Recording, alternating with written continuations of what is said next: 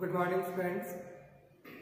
Previous lecture में हम बात कर रहे थे एसिम्प्टोट्स की अनंत स्पर्शा, और प्रीवियस लेक्चर में हमने डिस्कस किया था asymptotes which are parallel to axis. हमने प्रीवियस लेक्चर में बात की थी अक्षों के समांतर अनंत स्पर्शों की, कि अक्षों के समांतर अनंत स्पर्शा अगर हमें निकालनी हो तो वो हम किस तरह से निकालेंगे। आज अपन डिस्कस करेंगे ऑब्लिक एसिम्प्टोट्स, त्रियक अनंत स्पर्शा। ऑब्लिक एसिम्प्टोट्स, त्रियक अनंत स्पर्शा।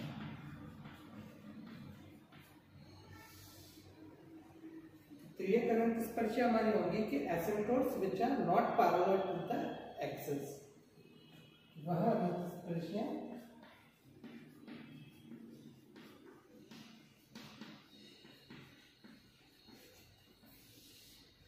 जो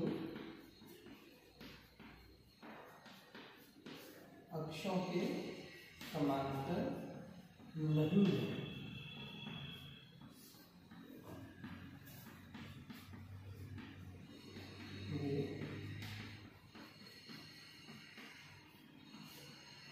त्रियक अनंत स्पर्शा कहलाती है।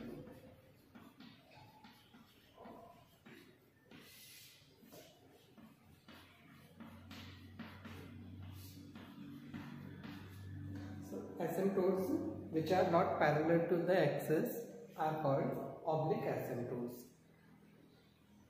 तो ये हमें समझ में आ गया कि जो अक्षों के समांतर नहीं है ऐसी अनंत स्पर्शा हमारी त्रियक अनंत स्पर्शा है। अब बात करते हैं कि त्रियक अनंत स्पर्शा निकालेंगे कैसे। अनंत स्पर्शी है यानी एक सरल रेखा होगी, तो सरल रेखा है यानी कि इसकी समीकरण कुछ y = mx + c टाइप की होगी। अब इसमें m क्या होगा और c क्या होगा ये अपने को निकालना होगा। तो देखिए मेथड बताता हूँ मैं आपको, method of finding oblique asymptotes.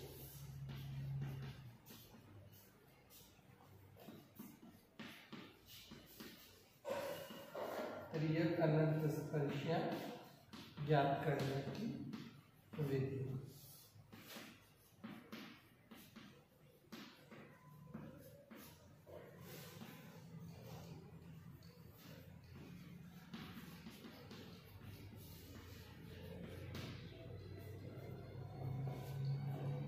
कोई कर्व दे रखा है अपने को n डिग्री का। अब उस n डिग्री के कर्व की ऑब्लिक एसिम्प्टोट त्रियक अनंत स्पर्शा अपने को ज्ञात करनी है। तो ये ज्ञात करने के लिए सबसे पहले जो फर्स्ट स्टेप में हम काम करेंगे, सबसे पहले अपने को करना है कि वक्र के समीकरण में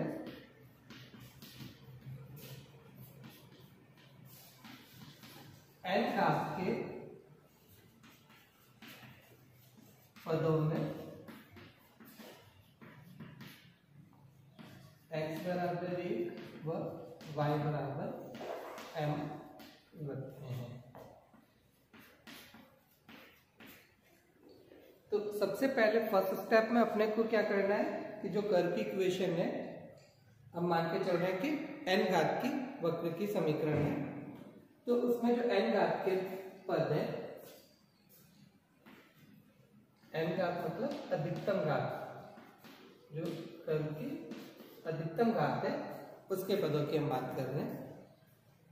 तो वक्र में जो अधिकतम घात वाले पद है n घात अपन मान लेते हैं कि अधिकतम घात n है। तो जो n घात के पद है, जितने भी टर्म्स उसमें n घात की आ रही है, वो सारे टर्म्स में अपने को x = 1 और y = m रखना है। उसमें जहां x आ रहा है वहां पे अपन 1 रख देंगे, जहां पे y आ रहा है वहां पे अपन m रख देंगे। अब जो मिलेगा अपने को इस प्रकार पद को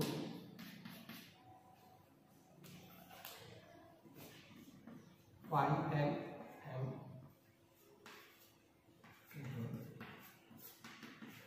अब जो अपने को टर्म मिलेगी ना, ऑब्वियसली वो m का फंक्शन होगा, तो उस फंक्शन को हम नाम कर लेते हैं फाई एन एम। वो m का n डिग्री का फंक्शन होगा, तो हमने इसको नाम दे दिया फाई एन एम। तो ये फर्स्ट स्टेप क्लियर हुआ। सबसे पहला काम क्या करना है, जो कर्व की इक्वेशन आपकी है उसमें जो n डिग्री की हाईएस्ट डिग्री वाली जो टर्म्स है उसमें x की जगह 1 और y की जगह m रखेंगे, और जो अपने को एक्सप्रेशन मिल रहा है उसको हम नाम दे देते हैं फाई एन एम। अब सेकंड स्टेप में हम phi n m equal to 0 को हल करते हैं। अब ये जो एक्सप्रेशन आया था phi n m equal to 0, ये इक्वेशन ले लें अपन और इस इक्वेशन को सॉल्व कर लें। अब मान लीजिए कि इसको सॉल्व करके अपने को ऑब्वियसली m में n डिग्री की इक्वेशन होगी, तो इसमें m के हमारे पास n मान आएंगे। m बराबर m1 m2 m3 mn इसके हल। ये हमने मान लिया कि समीकरण के हल जो है वो m बराबर m1 m2 m3 m4 mn, ये इसके सॉल्यूशंस अपने को मिल गए। तो ये जो m के मान आ रहे हैं ये तो हमारी एसिम्प्टोट की इक्वेशन अपनी y equal to mx plus c type की होगी, तो उसमें ये जो m है वो तो अपने को यहाँ से मिल गए। अब अपने को c निकालना है।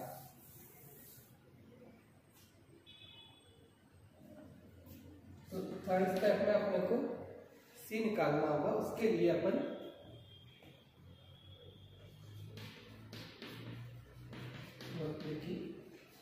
समीकरण में n माइनस 1 घात वाले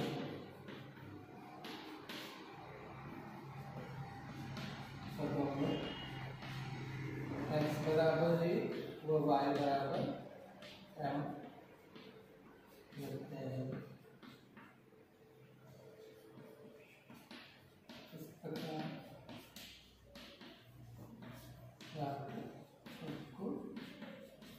फाई n माइनस 1m।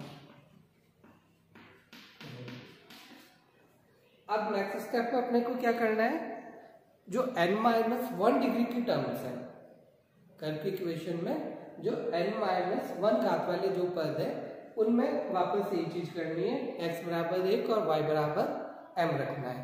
अब जो अपने को एक्सप्रेशन मिलेगा उसको अपन कह लेते हैं phi n minus 1m। Then अपन अब फोर्थ स्टेप में अपना c निकालेंगे। c अपने पास आएगा c is equal to minus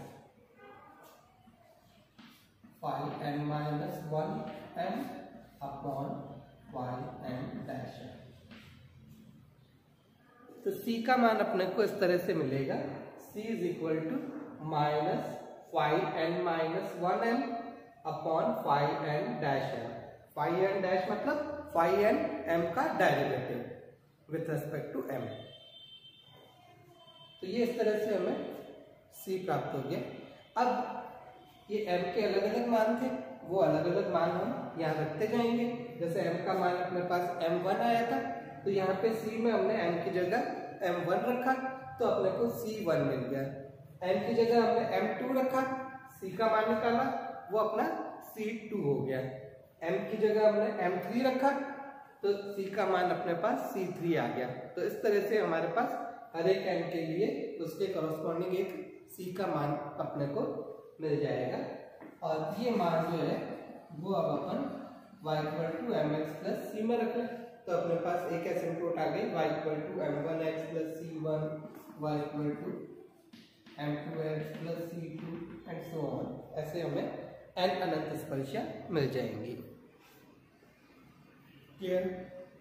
देखिए अब यहाँ पे एक कंफ्यूजन है अभी भी, कि यहाँ जब हमने समीकरण को हल करके m के जब मान निकाले थे, तो हो सकता है कि m के कोई दो मान एक जैसे हों, यानी कि दो समांतर अनंत स्पर्शियां हों। m के मान अगर समान है यानी कि स्लोप जो है वो लाइन का इक्वल है, स्लोप इक्वल है यानी कि लाइन्स अपनी पैरेलल है, तो हो सकता है कि दो अनंत स्पर्शियां समांतर अपने को कहीं मिल रही हो।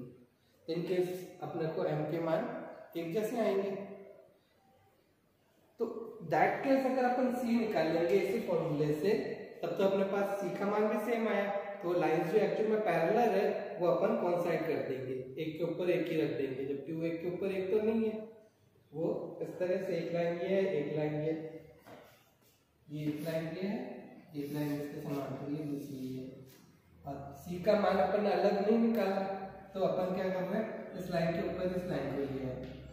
तो जो दो अनंत स्पर्शा मिलनी थी अपन उसकी जगह एक ही निकाल पाएंगे, तो वो चीज तो गलत है। तो अगर हमारे पास m के कोई दो मान एक जैसे आ जाते हैं तो उस केस में अपने को c का मान यहां से नहीं मिलेगा।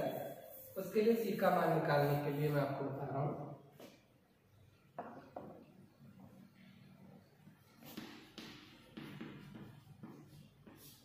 समांतर अनंत स्पर्शा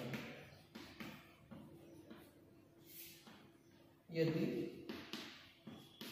m बराबर m1 m1 दो समान मान हमें प्राप्त हो,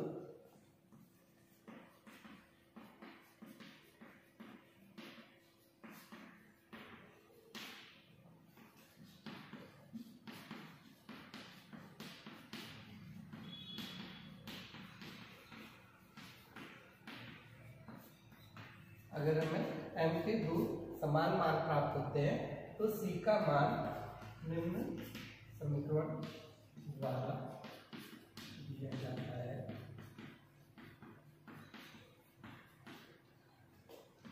c square 5n double dash m by factorial 2 plus c 5n minus 1 dash m plus 5n minus 2m equal to 0।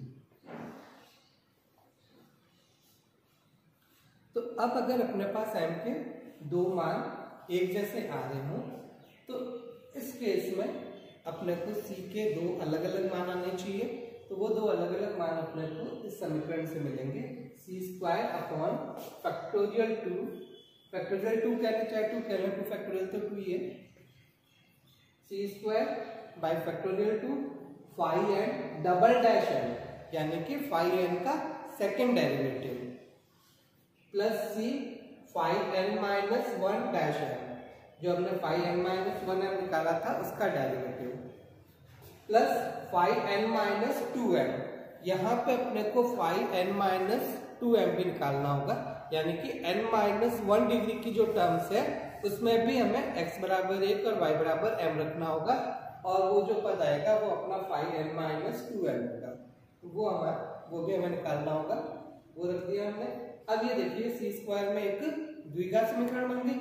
अब यहाँ पे m का मान हम ये m1 रख देंगे, तो ये c में द्विघात समीकरण बन गई। इसको हल करेंगे तो c के दो मान आएंगे, तो वो जो c के दो मान आ रहे हैं, मान लीजिए c1 c2 कर लेता हूँ, तो हमारे एसिम्प्टोट्स हो गए y is equal to m1x plus c1, y equal to दूसरी हो जाएगी y equal to m1x plus c2। तो इस तरह से अगर हमारे पास m के दो मान एक जैसे आ रहे हो तो उनके करस्पॉन्डिंग भी हमारे पास दो एसिम्प्टोट्स होंगी, जिसमें c का मान अपने को इस समीकरण से मिलेगा। क्लियर? तो ये हमने देखा कि त्रियक अनंत स्पर्शा हमें इस तरह से निकालनी है। यहाँ मान लीजिए अगर अपने पास m के तीन मान एक जैसे आ रहे होते तो ये यहाँ c में हमारे पास क्यूबिक इक्वेशन बनती, तीन घात की। वो क्या होती?